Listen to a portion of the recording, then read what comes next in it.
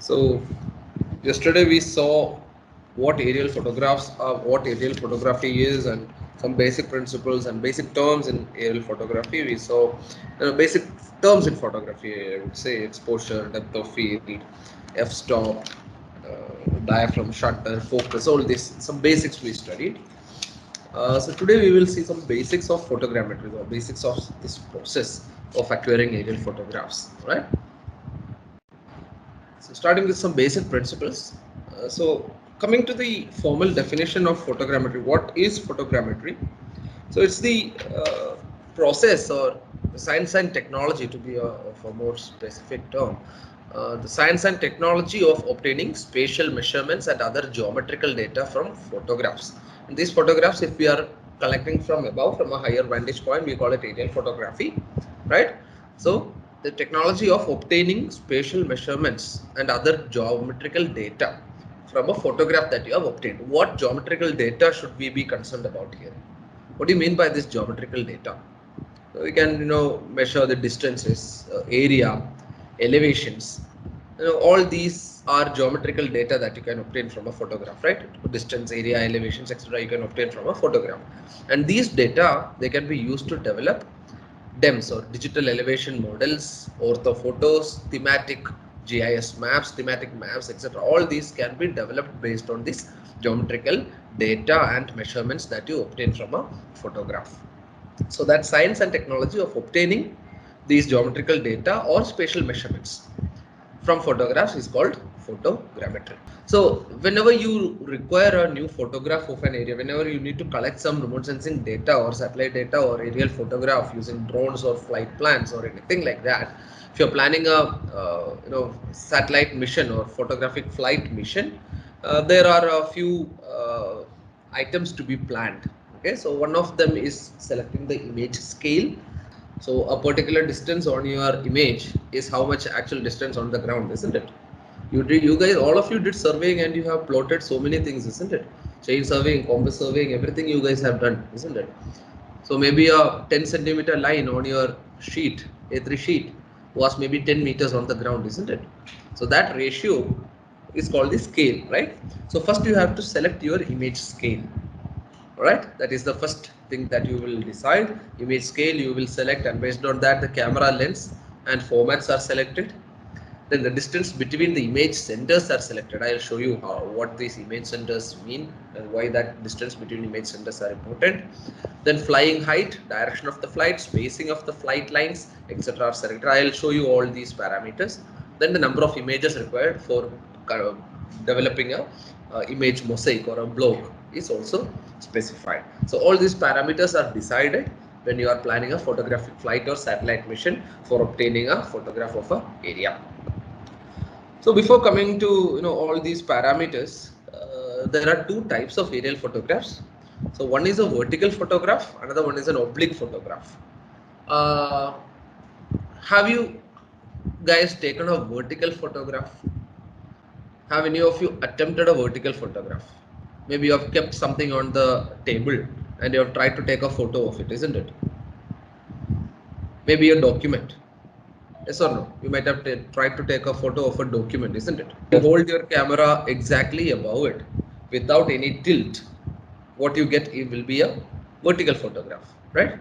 But if you are keeping your camera at an angle, maybe from the base of your notebook you are trying to capture that page, it looks a little bit tilted, isn't it? It gives you a perspective view, yes or no? You might have observed that, isn't it? Maybe a water bottle, maybe the photo of a water bottle, if you're trying to take it exactly from above, what will it look like? Maybe it will look like, maybe suppose a glass. If you take the photo exactly from above, it will look like a circle, isn't it? Yes or no? If it is exactly from above, it will look like a circle, right? The plan. But if you're taking it from the base of the glass, if you're keeping your camera a bit tilted, if you're keeping your phone a bit tilted and you're trying to click it, you might see the actual height of the glass, yes or no? Right? So that is basically the difference between vertical and oblique photographs, but on a much larger scale. Okay, so in vertical photographs, it's very tough to obtain a purely vertical photograph in aerial photography, because there will be some angular rotations or tilts of the aircraft, some disturbance will be there. So however, there will be only very slight tilts. If you're trying to take a absolute vertical photograph, there will be a tilt of about 1 to 3 degrees. All right. So very slight tilt, you will be still able to get photos of almost vertical, almost vertical, good vertical photos you might be able to obtain. So for that, you use a single lens frame camera. Generally, you will go for a single lens frame camera. Then sometimes you can slightly incline your optical axis of the camera to obtain this tilted photographs. Then there are oblique photographs. So there is some intentional tilting in oblique photographs. So if the oblique is very high, if the inclination is very high, sometimes in the photos you can see the horizon as well. Are you able to visualize it? If the camera is tilted very much, maybe you can see, you will capture an aerial photograph with all the features on the ground, as well as you can see some part of the horizon as well. Can you visualize that if the photo is highly oblique? Then there are low oblique photographs which capture the ground features and might not cover the horizon as well. So these are the two types of aerial photographs. One is vertical photographs, which will be almost vertical, and due to this angular rotations or disturbances on the aircraft, there will be some slight tilts, 1 to 3 degrees tilt will be there. Then there are oblique photographs, where there is an intentional tilt, and there are two types of oblique photographs. One is a high oblique photograph and the other one is a low oblique photographs. One will show the horizon, one will not. Right? These are the two types of aerial photographs. So coming to the first one, the vertical aerial photographs. So they are taken, as I mentioned earlier, they are generally taken with single lens frame cameras. So these frame cameras, they are carried with the flights or satellites or whatever, drones or whatever you are going to use to capture that photo. So they are taken along flight lines or the flight strips. You can look at this figure. The top image is an elevation and the bottom image is the plan. Okay, so here you can see the flight plan. The flight initially was at location 1, then 2, 3, 4, 5, 6, and it is moving forward.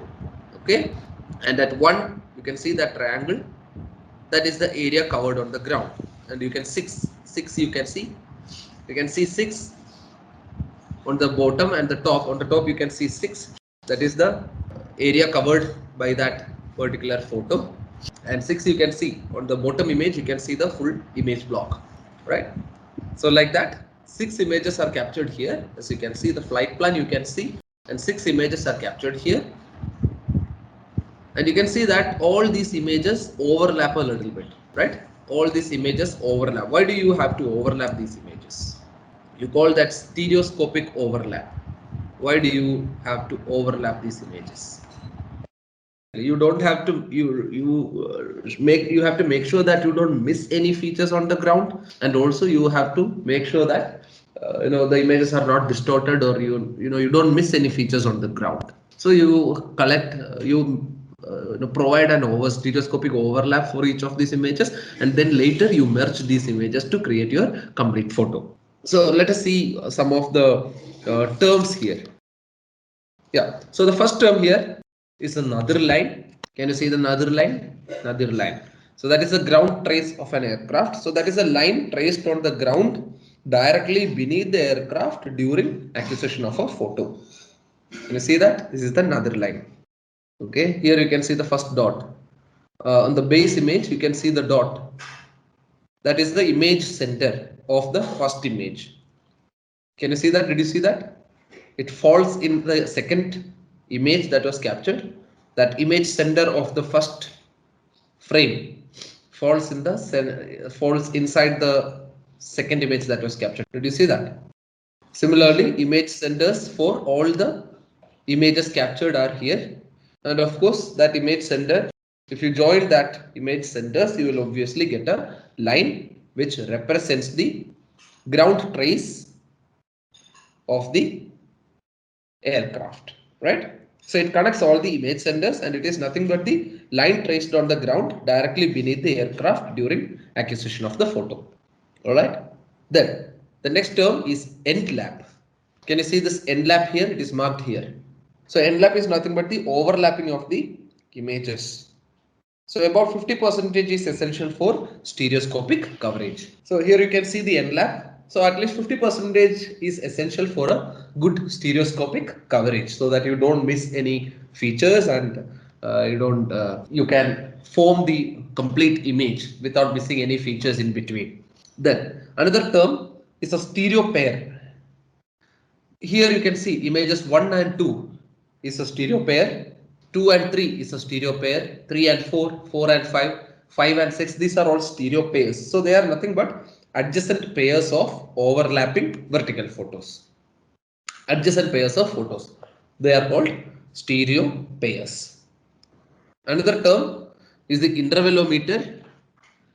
So that the intervalometer, it controls the intervals between successive photos.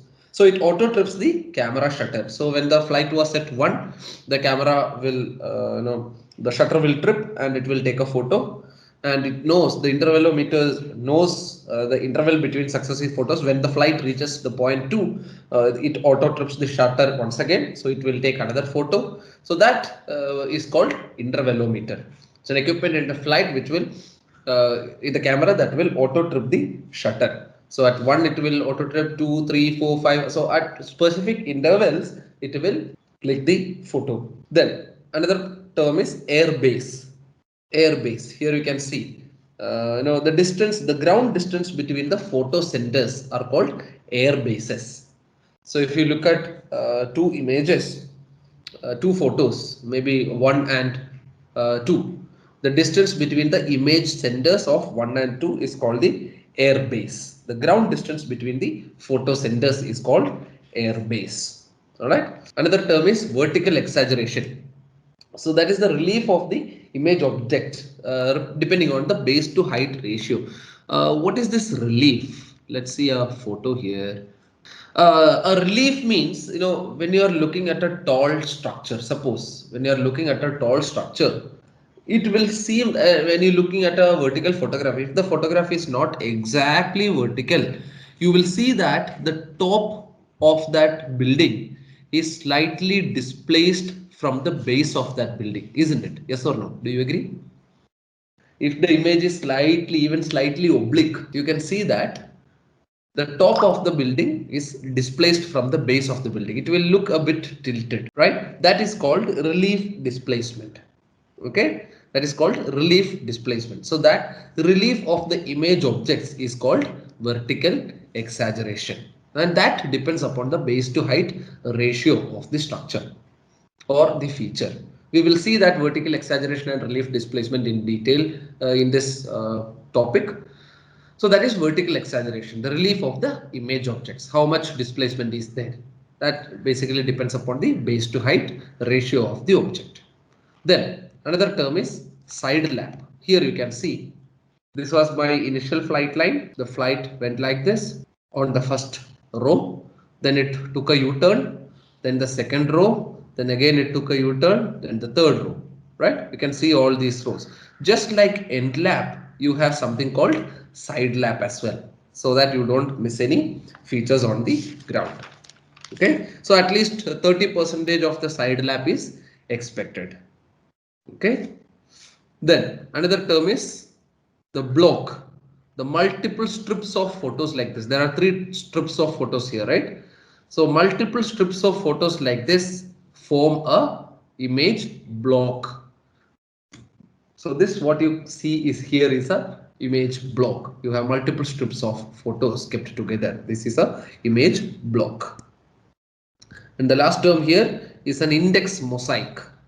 So you have all this image block you have, and after removing all these side labs and end labs, you will create a complete photograph, complete image of the whole area covered by the flight, right? So that image obtained by assembling individual pictures together into a single continuous picture is called index mosaic. All right, it's just like putting tiles. You have arranged all the tiles in such a way that you have a beautiful area covered, the whole area covered. So just like that, that is the index mosaic. It's the image obtained by assembling individual pics together into a single continuous picture. That is my index mosaic. So all these terms are clear. Index mosaic, block, side lap, vertical exaggeration, airbase, intervalometer, stereo pairs, end lap, and another line. Next, coming to the scale, I don't have to teach you what a scale is. You have already seen this in your surveying course. You know what it is. You have calculated your scale in so many, at least 12 or 15 sheets that you have drawn for your survey practice laboratory course, isn't it? So scale is, in a simple term, you can say that scale is nothing but the unit distance on photograph that represents specific number of units on the actual ground distance. Maybe 10 centimeter on your sheet, the survey sheet that you drew, 10 centimeter on the sheet might have actually been 10 meters on the ground, isn't it? So that ratio or unit equivalent or representative fraction, it can be expressed as unit equivalents, representative fractions, or ratios. That expression is called the scale, or that ratio is called the scale of an image. That means unit distance on the photograph represents how much distance, how much actual ground distance. That is the scale of a photograph. That's called the photographic scale. So if 1 mm on a photo, if it represents 25 meters on the ground, all right, then the scale is in terms of unit equivalence. 1 mm is equal to 25 meter is the scale. That is how you represent the scale in terms of unit equivalence. Then in terms of representative fractions, it will be 1 by 25,000, isn't it? Both in same units now, 1 by 25,000. That is how you represent your scale in a fraction. And you can also represent it in a ratio, 1 is to 25,000, right? Isn't it? You guys have adopted the ratio to represent your scale, isn't it? 1 is to 50 scale images you have drawn, 1 is to 100. That was the usual scale that you guys have adopted, right? Do you remember? So 1 is to 25,000 is the ratio adopted here. The ratio that, ratio was the expression that you guys had adopted earlier. So anyway, you can represent it in terms of unit equivalence or representative fractions or ratios as well. So which one will be a larger scale? 1 is to 10 or 1 is to 100? What do you think? 1 is to 10 is a larger scale or 1 is to 100 is a larger scale image? So larger scale is nothing but the image that shows the ground features at a larger and detailed size. Alright? Alright? You represent your ground features. The larger your ground features are detailed, the larger will be your scale, the better will be your scale. So 1 is to 10 or 1 is to 100 is a good scale. 1 centimeter, 1 is to 10 will be a larger scale, right? Because that will show the ground features at a larger and detailed size, right? So 1 is to 10,000 is a larger scale when compared to that of 1 is to 50,000. You get that idea, right? So basically, scale is photographic scale is represented as capital S, which is nothing but it is equal to the ratio between the photo distance to the ground distance, d by d, small d by capital D. That is my photographic scale. See, it can also be represented in terms of focal length, small f. You can see in that image. Focal length you can see in that image, right? The distance between the camera lens and the image plane. That is my focal length. So it can also be represented in terms of focal length, flying height above the terrain. You can see capital H. You can see the bottommost line is my datum. That is my mean sea level. Then I have my ground level. So aircraft flying height is generally calculated from the MSL, from the mean sea level. So here you can see H is my aircraft flying height. Then small h, I have my terrain elevation. Then height above the terrain, the flight height above the terrain will be equal to that height from the datum minus the terrain elevation, right? So h will be equal to h dash will be equal to h minus small h, right? That will be my flight height, right? So I can also represent my image scale in terms of focal length and flying height above the terrain in case of purely vertical photographs. Okay. So how will I represent it? It will be equal to, scale will be equal to camera focal length divided by the flying height above the terrain. That will be f by small h dash. Okay, I can represent it also in terms of focal length of the camera and height above which the flying is happening. So here you can see L is the exposure station. L is where my camera lens is situated. You can see the camera, you can see the vertical camera, lens camera, and can you see L exposure station where the lens is situated. So that is my exposure station L, and that is located at a height of h from the mean sea level. So elevation of the terrain is small h. So obviously my height, flying height above the terrain is h dash is equal to capital H minus small h, right? Now if you look at points capital A, capital O, capital B are points on the ground level. So they are the image points. They are the features which are captured by the camera, and they will be captured as the negative will be captured as B dash, O dash and A dash on the film, right? You might have observed that the negative film is upside down, isn't it? So here you can see A, O, B are captured as A dash, O dash and B dash on the negative film, right? And when you print it, you will get small a, small o, small b. You will get the positive print. When you print it, you will get the correct image, right? The negative, when you develop and print it, you will get the positive print. So that will be small a, small o, small b, which is representative of the ground points capital A, capital O and capital B, right? So A, B, O are capital A, B, O are image points. A dash, B dash, O dash is the negative in the negative film, and A, B, O are in the positive print. Now consider similar triangles L, small a and small o. LAO from the positive print, LAO, then on the ground, L capital A, capital O, LAO on the ground, points on the ground, AO. So these two are similar triangles, right?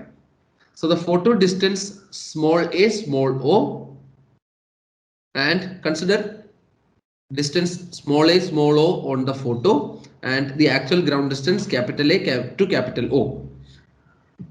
As they are similar triangles, the ratios are going to be the same. So small a, small o by capital A, capital O, AO by AO will be equal to F by H dash, isn't it? F is nothing but L small o, and H dash is nothing but L capital O, right? So that ratio AO by AO by F by AO by AO will be equal to F by H dash, correct? And H dash is nothing but H minus capital H minus small h, isn't it? So I can say S is equal to F by H dash, that is equal to F by H minus small h. So whenever the flight flight plan is there, the ground level will always not be the same. So you take an average of that terrain elevation, then you subtract your average elevation from the aircraft flying height above mean sea level. So that will give you your average scale of the image. So that will be F by capital H minus H average. That will be the photographic scale. So in this way, you can also represent your photographic scale in terms of focal length of the camera. Clear? All right.